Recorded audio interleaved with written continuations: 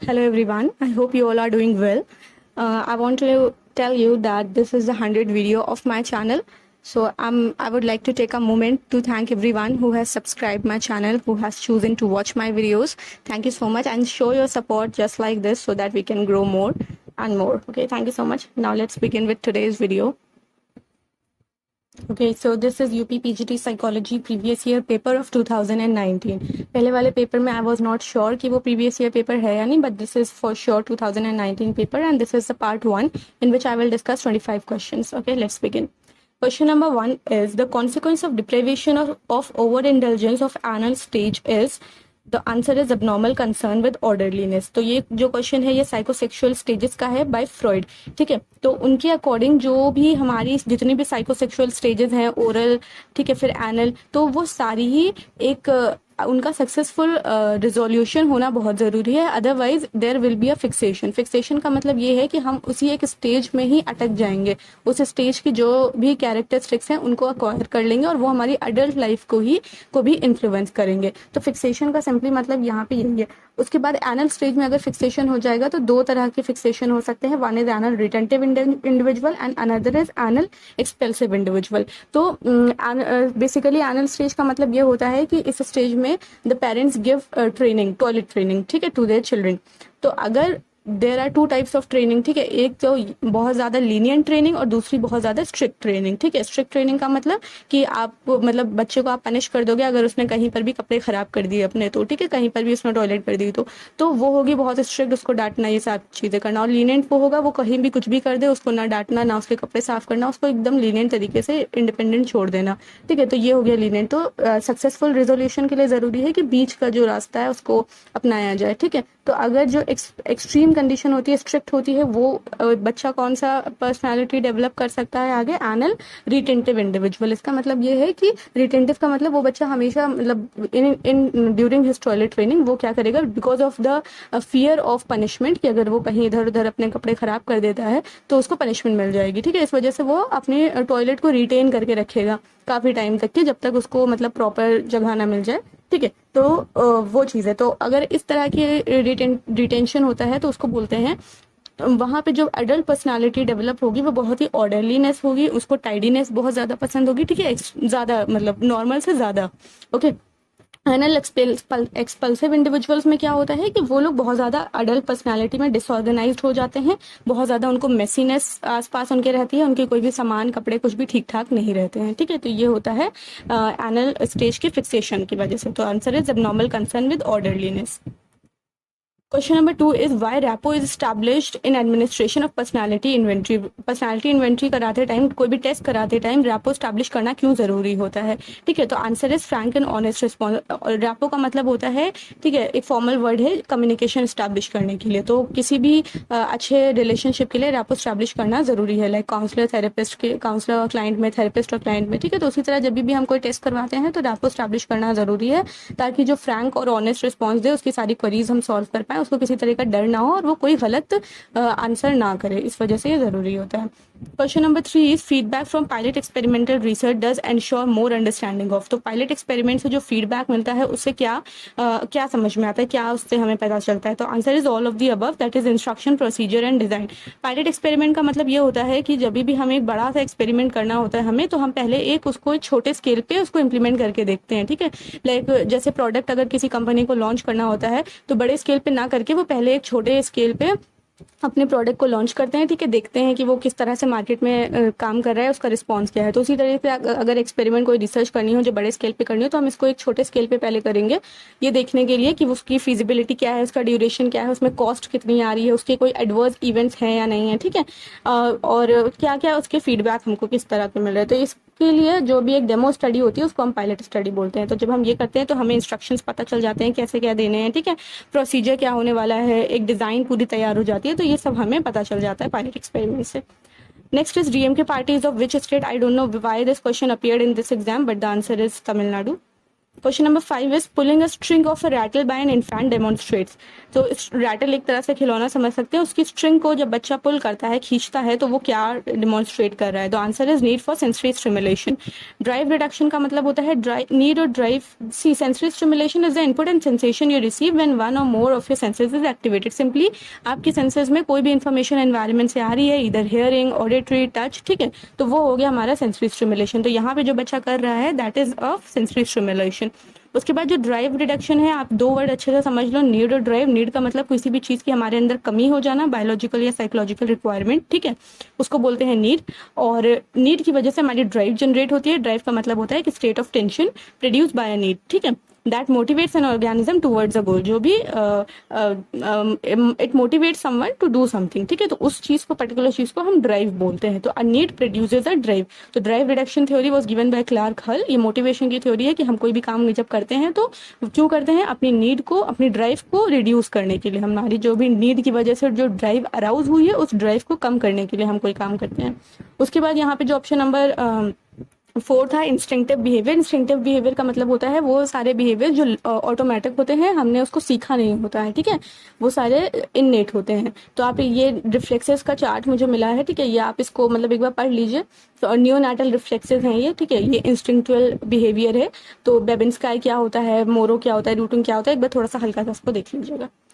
Now question number 6 is in which activity the applicants are brought around a conference room and are asked to discuss a case study। इस question को आप simply elimination method से भी कर सकते हैं। यहाँ पे अगर कॉन्फ्रेंस रूम में किसी को बुलाए और डिस्कस करना है हमें एक केस स्टडी, तो क्या वो कौन सी एक्टिविटी है? सो सिंपल है, ग्रुप डिस्कशन। बिजनेस गेम्स, यहाँ कोई गेम्स नहीं है। इंटेलिजेंस टेस्ट और एप्टीट्यूड टेस्ट होते हैं, वहाँ पे कोई डिस्कशन नहीं होता है।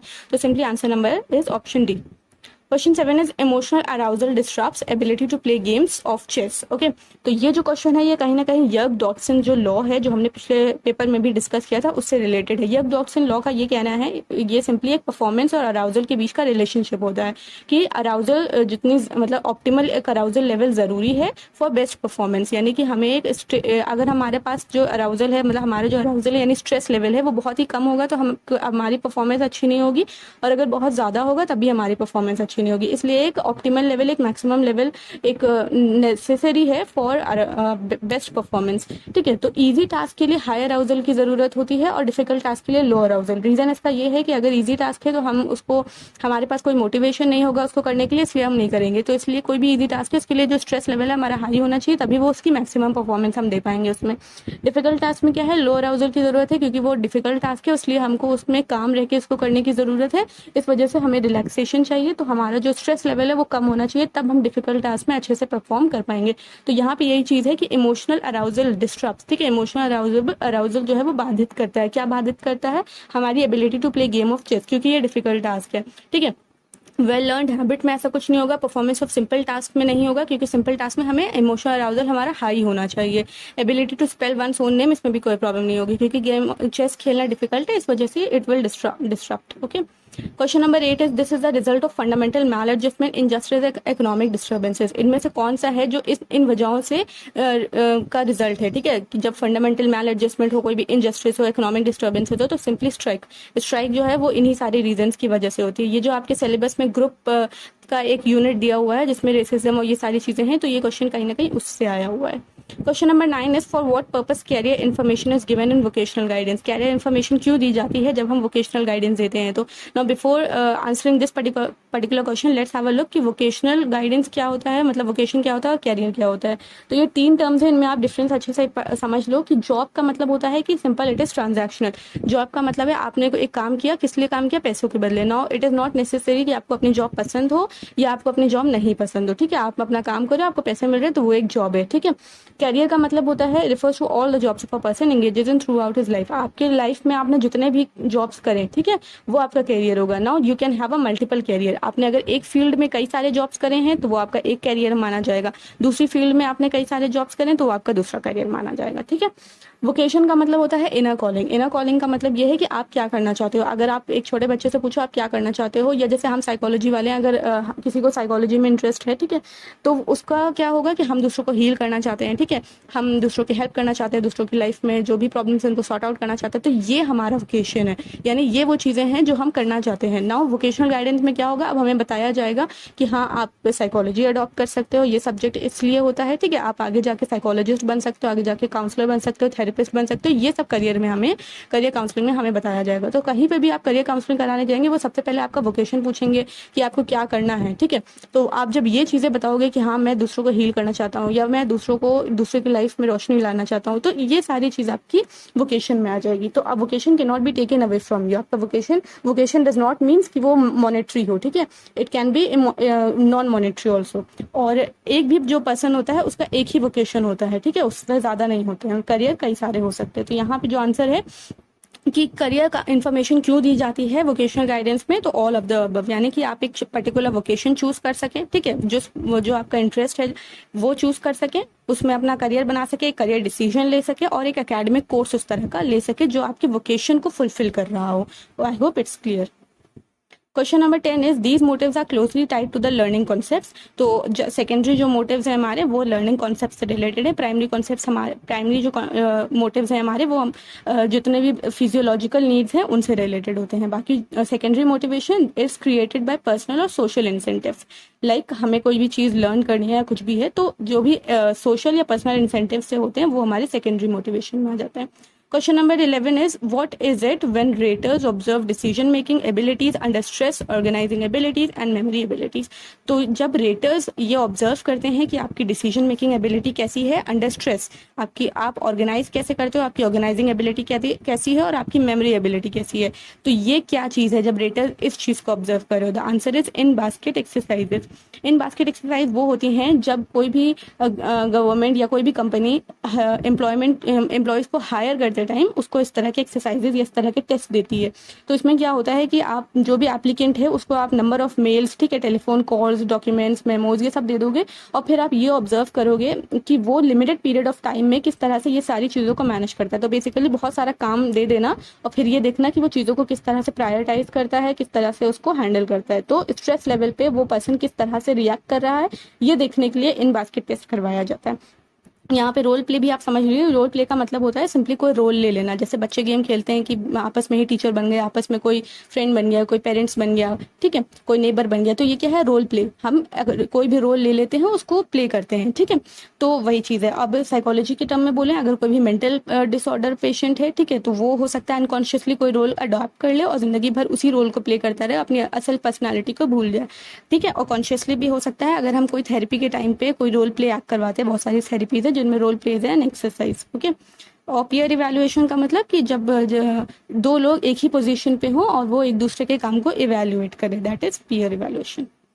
Question number 12 is which part of personality judges whether an action is right or wrong as per the set norms and standards of the society? The answer is super ego। तो ये Freud का है। End, ego और super ego ये हमारे एक तरह से पर्सनालिटी के हिस्से होते हैं जो हमें मोटिवेट करते हैं कुछ भी करने के लिए। तो इड और ईगो और सुपर ईगो में थोड़ा सा डिफरेंस ये है, थोड़ा नहीं काफ़ी डिफरेंस है। इड का मतलब होता है प्लेजर प्रिंसिपल पे ये काम करता है, यानी जब भी कोई भी बच्चा है उसको इंस्टेंट कोई रिक्वायरमेंट है तो वो उसकी इड है। अब ऐसा नहीं है, ऐसे बच्चों में होता है, बड़ों में भी होता है, एडल्ट में भी होता है। जब भी हमें कोई भी चीज़ फॉरन चाहिए हो, ठीक है, इमीडिएट चाहिए हो, तो वो हमारा इड है, ठीक है, वो हम इड पर्सनालिटी से गवर्न कर रहे हैं।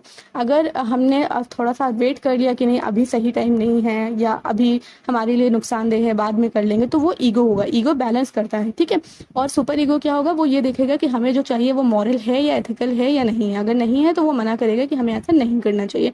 एग्जाम्पल एक छोटा सा ले लेते हैं कि सपोज आप क्लासरूम में हो, अकेले हो और वहाँ पे आपने कुछ पैसे पड़े हुए देखे, तो आपका अगर मन कहेगा कि लॉ में उठा लेता हूँ, ठीक है, तो वो आपका इड है कि आपने पैसे देखे, आपको बस पसंद है, बस उठा लिया आपने।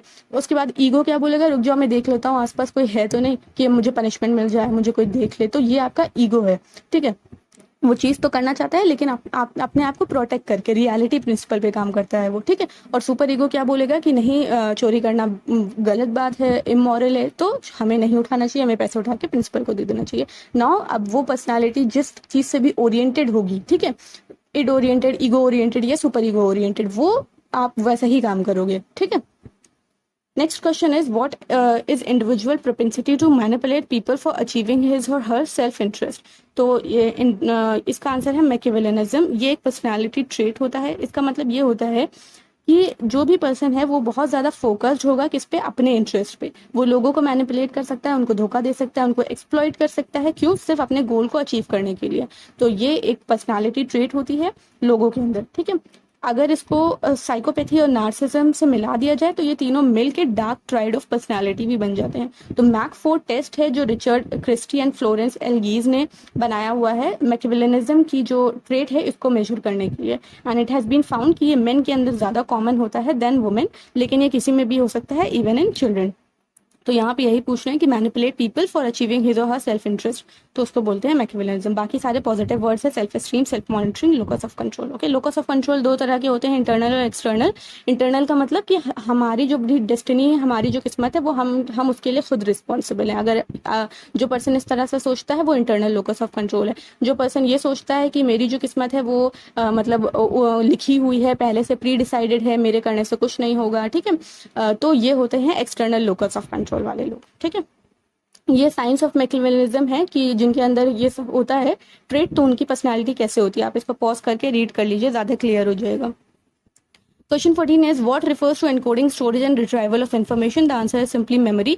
मेमोरी के अंदर एनकोडिंग, स्टोरेज और रिट्राइवल सारी चीजें होती हैं। अक्सर हम लोग सिर्फ रिट्राइवल को मेमोरी समझते हैं, बट एक्चुअली ये तीनों ही है। एनकोडिंग का मतलब कि हमारी जो भी इन्फॉर्मेशन है हमने बाहर से अंदर इनटेक करी तो वो एनकोडिंग, उसके बाद उसको स्टोर किया और फिर रिट्राइव किया, जब जरूरत पड़ी तो उसको वापस से हमने याद कर लिया, तो this is memory. Question 15 is which need is related with basic needs of human life such as food, clothing and shelter. तो बहुत सिंपल आंसर है इसका, फिजियोलॉजिकल नीड। ये मास्लो की हायरार्की थ्योरीज में से आई है, जिसमें फिजियोलॉजिकल नीड सबसे बेसिक होती हैं, उसके बाद safety, then belongingness, then esteem need and self actualization. Self actualization थोड़ा सा समझ लीजिए क्या होता है, अक्सर लोगों को दिक्कत हो जाती है।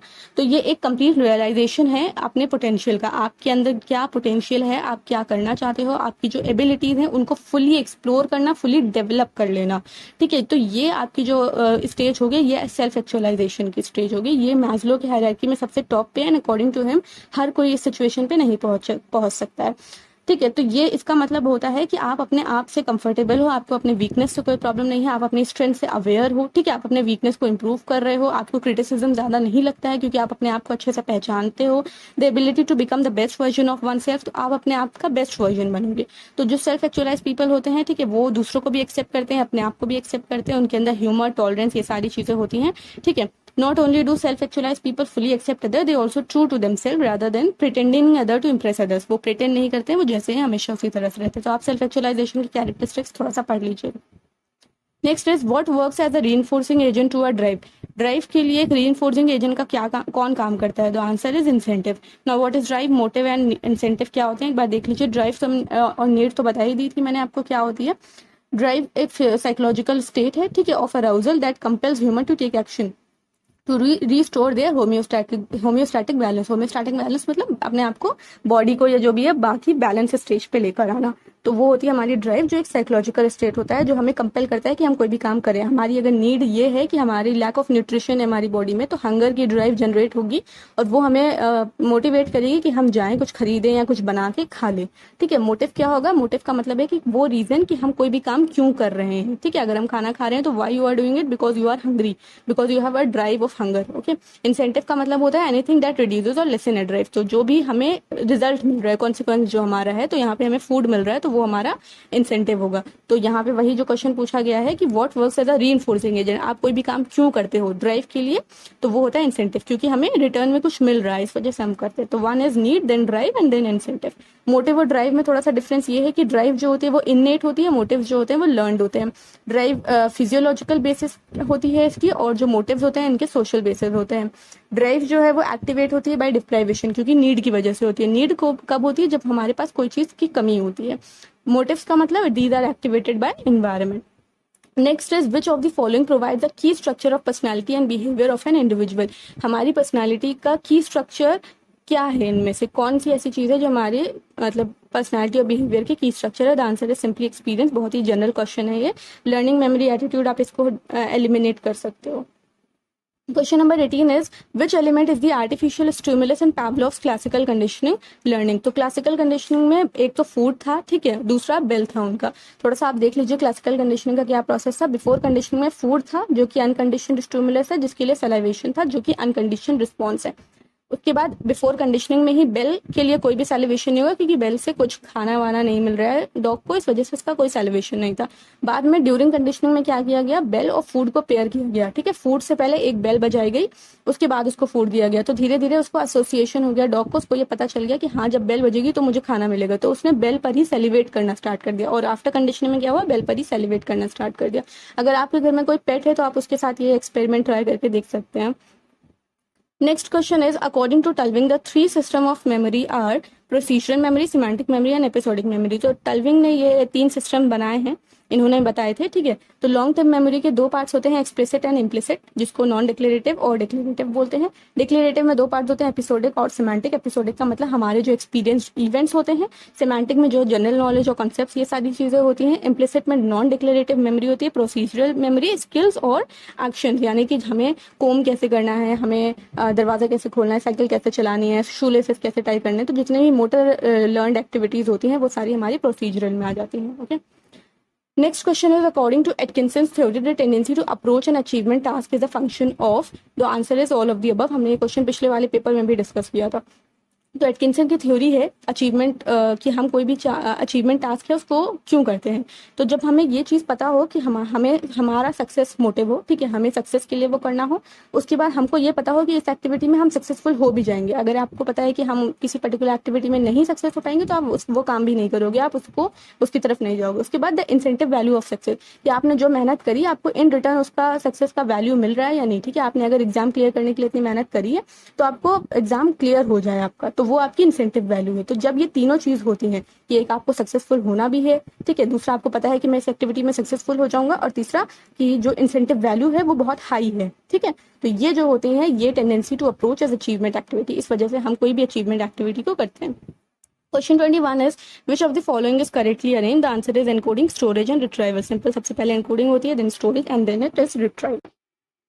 Question 22 is, transfer refers to the transfer of knowledge, training one habit acquired in one situation to another। Who said it? तो ट्रांसफर ऑफ नॉलेज का मतलब ये है कि एक जो भी हमने नॉलेज एक तरफ से सीखी तो वो हम दूसरी जगह भी उसको ट्रांसफर कर सकते हैं, ठीक है। एक जगह की नॉलेज, ट्रेनिंग, हैबिट्स दूसरी जगह भी हमें काम आ सकती है, तो इसको बोलते हैं ट्रांसफर ऑफ नॉलेज। तो ये सोरेनसन ने बोला था। Okay, next is the filter theory was proposed by. तो फिल्टर थ्योरी जो थी इसको ब्रॉडबैंड ने दिया था। ब्रॉडबैंड सेट कि जो भी इंफॉर्मेशन है, बेसिकली ये सिलेक्टिव अटेंशन की थ्योरी है। इसका मतलब ये है कि इन्वायरमेंट में कई सारी चीजें होती हैं लेकिन हम सिर्फ सिलेक्टिवली कुछ ही चीजों को इनटेक करते हैं।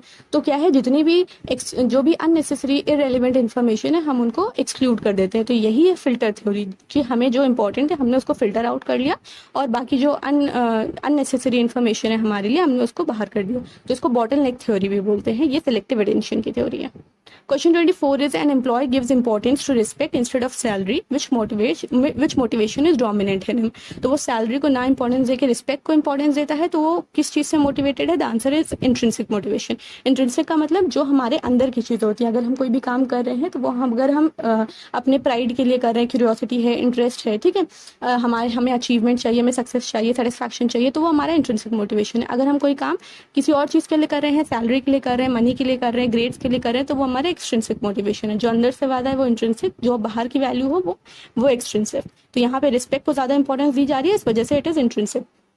Question 25 is, this characteristic is assessed by exploring correspondence of test scores to some criterion like behavior, personal accomplishment, etc। तो इसको बोलते हैं वैलिडिटी, ठीक है। वैलिडिटी पे मैंने एक पूरा डिटेल वीडियो बनाया हुआ है, आप उसको अच्छे से देख के समझ सकते हैं। तो वैलिडिटी का सिंपल मतलब होता है कि कोई भी टेस्ट है वो किस चीज़ के लिए बना हुआ है, वो उसी पर्टिकुलर चीज़ को ही मेजर करे। अगर वो किसी और चीज़ को मेजर कर रहा है तो उसमें वैलिडिटी कम होगी। लाइक इंटेलिजेंस का टेस्ट है, तो अगर वो इंटेलिजेंस ही मेजर कर रहा है तो that means the test is valid. अगर वो इंटेलिजेंस के अलावा कुछ और मेजर कर रहा है that means the test is not valid. तो ये थे आज के 25 क्वेश्चन।